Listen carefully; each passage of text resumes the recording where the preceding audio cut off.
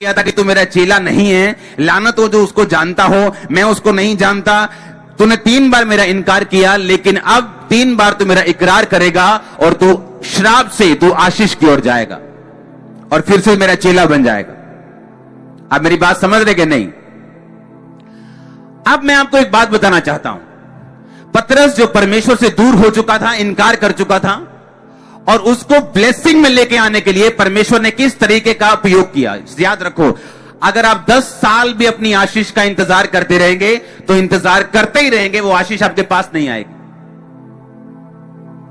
सुलेमान ने कहा परमेश्वर बोलता है क्या चाहिए तेरे को? जब वो बहुत सी भेंट चढ़ाता है, रात को परमेश्वर सपने में नजर आता है और बोलता है क्या चाहिए? उसने कहा मैं तो एक लड़का हूं, इतनी बड़ी प्रजा का मैं काम नहीं कर सकता, मुझे ऐसी बुद्धि चाहिए कि मैं ये प्रजा का न्याय कर सकूं। परमेश्वर ने कहा तूने बुद्धि मांगी, लेकिन मैं तुम्हें धन भी दूंगा, ऐश्वर्य भी दूंगा, जो आज तक मैंने किसी को नहीं दिया। क्यों? क्योंकि उसका बाप दाऊद जो था, अपनी लाइफ का सारा पर्सनल गोल्ड परमेश्वर को दे चुका था, बीज बो चुका था। और परमेश्वर ने कहा तूने अब तक इतिहास का सबसे बड़ा बीज मुझे दिया है, मैं तुझे इतिहास का अब तक का सबसे अमीर आदमी करूंगा। अपने आप कुछ नहीं होता, अपने आप कुछ नहीं होता। आज लोग ऐसे हैं जो फाइनेंशियल प्रार्थना ही करते रहते बैठकर, परमेश्वर कब मेरी नौकरी लगेगी, परमेश्वर कब मेरी ये होगा, परमेश्वर कब ऐसा होगा, और सब कुछ परमेश्वर ने आपके हाथों में दिया हुआ। हालेलुया। मैंने नाइजीरिया में होना और वहां पर मैंने अपने एक कतरे को बो देना, और वापसी भी मैंने अपनी टीम को फोन करना। मैंने कहा कितने टेंट है हमारे पास? हमारे पास जी 400 टेंट है, हमारे पास 300 टेंट है। अच्छा, डबल कर दो। ऐसे कैसे डबल कर दें? ऐसे कैसे हो सकता है कि कलीसिया सीधा 20,000 से सीधा 40,000 हो जाए? ऐसे कैसे हो सकता है? और मुझे मालूम था कि मैं वो बो के आया हूं जो मैंने पहले कभी नहीं बोया, मैं वो करके आया हूं, मैं उतनी प्रेयर करके आया हूं जितनी मैंने पहले कभी नहीं की। मुझे मालूम है मुझे इतना रिजल्ट मिलेगा जैसा मैंने पहले कभी नहीं देखा। और लोगों को लगता था शायद बड़ी मीटिंग के कारण लोग आए। नो, वो लोग रेगुलर हो चुके थे मिनिस्ट्री में, क्योंकि जो कुछ आप बोते हैं वो कुछ आप काटते हैं। अब परमेश्वर ने मेरे हाथों में दिया हुआ था, उसके हाथ में नहीं था। उसने कहा मैंने तुम्हें स्ट्रक्चर दे दिया, मैंने तुम्हें सिस्टम दे दिया, अब उस सिस्टम के अनुसार तू काम करेगा और तू बढ़ेगा।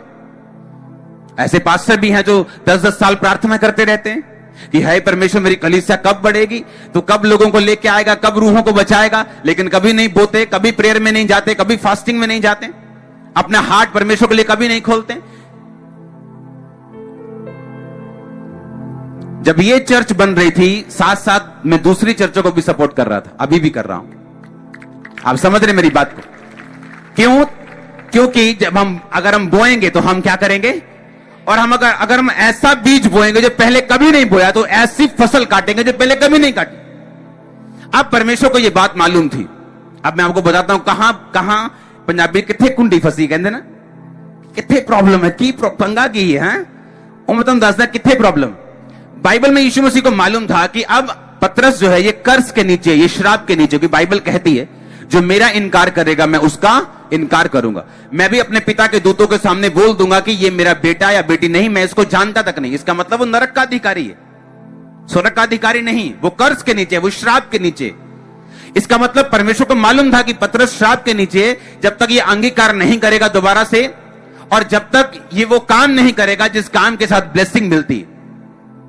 और पतरस को बुला के परमेश्वर ने कहा तू प्यार करता है मुझसे? हाँ, मेरे मेमनों को चरा। फिर पूछा मुझसे प्यार करता है? उसने कहा हाँ, मेरी भेड़ों की रखवाली कर। फिर तीसरी बार सचमुच मुझसे प्यार करता है? उसने कहा हाँ प्रभु, तू जानता है मैं तुझसे प्यार करता हूं, मेरे भेड़ों को चरा। कलीसिया, एक क्वेश्चन आप अपने आप से करो और मैं भी आपसे करता हूं, क्यों परमेश्वर आपको ब्लेस करे? क्यों? क्या रीजन है? क्या कौन सी रिश्वत आपने दी है? या अगर आप ब्लेस नहीं होंगे तो परमेश्वर का क्या नुकसान होगा? हालेलुया। अपने पड़ोसी से पूछो, बोलो परमेश्वर अगर तुझे ब्लेस नहीं करे तो तू परमेश्वर का क्या नुकसान कर लेगा? अगर वो तुझे ब्लेस करें तो तू उसका क्या फायदा कर लेगा? आप मेरी बात समझ रहे कि नहीं? अगर वो आपको ब्लेस ना करे, कौन सी कोर्ट में उसको घसीट सकते हो? किसी कोर्ट में नहीं। किस कोर्ट में केस करोगे? किसी कोर्ट पे नहीं। किसको शिकायत करोगे? किसी को नहीं।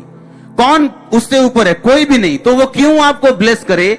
और अगर वो आपको ब्लेस ना करे तो उसका क्या बिगाड़ लेंगे हम? परमेश्वर ने सीधा सीधा नए नियम में उत्तर दिया। उसने कहा, अगर तू मुझसे प्यार करता है और तू श्राप से आशीष की ओर जाना चाहता है तो मेरी मेमनों की रखवाली कर, मेरे मेमनों को चरा, मेरी भेड़ों की रखवाली कर, मेरी भेड़ों को चरा। यानी तेरी जिंदगी पूरी तरह से सुसमाचार पर डेडिकेट होनी चाहिए, समर्पित होनी चाहिए, परमेश्वर के राज्य के लिए तेरी जिंदगी होनी चाहिए। अगर तू ऐसा करता है, अगर तू ऐसा है, तो परमेश्वर ने कहा, हां, तो फिर मैं ये जान जाऊंगा कि तू सचमुच मुझसे क्या करता है, प्यार करता है। अगर तू ये नहीं करेगा तो मैं ये समझ जाऊंगा कि अब की बार भी तू सिर्फ मुंह से कह रहा है लेकिन तू मुझसे प्यार नहीं करता। पहला यूहन्ना 5 एक आयत को स्क्रीन पे देखेंगे। जिसका यह विश्वास है कि यीशु ही मसीह है, वह परमेश्वर से उत्पन्न हुआ है। जो कोई उत्पन्न करने वाले से प्रेम रखता है वह उससे भी प्रेम रखता है जो उससे उत्पन्न हुआ हो। जब हम परमेश्वर से प्रेम रखते हैं, उसकी आज्ञाओं को मानते हैं, तो इसी से हम जानते हैं कि हम परमेश्वर की संतानों से प्रेम रखते हैं। वचन कहता है, आगे पढ़ेंगे, क्योंकि परमेश्वर से प्रेम रखना यह है कि हम उसकी आज्ञाओं को माने और उसकी आज्ञाएं कठिन नहीं। हालेलुया। कहता अगर हम परमेश्वर से प्रेम रखते हैं, हम उसकी आज्ञाओं को क्या करें, माने, और उसकी आज्ञाएं मुश्किल नहीं। और परमेश्वर ने कहा, अगर तू कहता है कि मैं प्रभु तेरे से प्यार करता हूं, तो परमेश्वर ने कहा, अगर तू मुझसे प्यार करता है तो जो कुछ मुझसे पैदा होगा तो उससे भी क्या करेगा, प्यार करेगा। ऐसा कहने ही हो सकता कि कोई आपके घर में आए और ये बोले कि मैं आपसे तो प्यार करता हूं पर आपके बच्चों से नफरत करता हूं।